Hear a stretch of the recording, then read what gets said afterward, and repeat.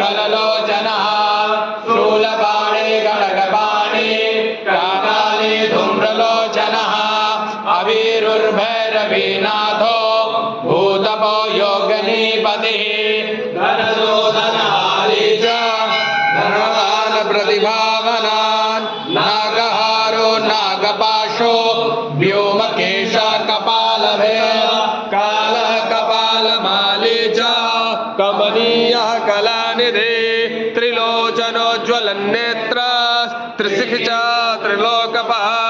त्रिनेत्रतनयोडिम्बः शान्तः शान्तजनप्रियः बटुको बहुवेशश्च खड्वाङ्गवरधारकः भूताध्यक्ष पशुपतिः भिक्षुका परिचारकः धूर्तो दिगम्बरः सौरिः हरिणः पाण्डुलोचनः प्रशान्तः शान्तिदः शुद्धः शङ्करः प्रियबान्धवः अष्टमूर्तिनिधीशश्च ज्ञानचक्षुस्तपोमयः अष्टाधारः षडाधारः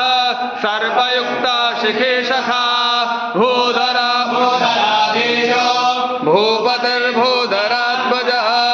कंकालधारी मुण्डे च नागयज्ञोपवीतिकः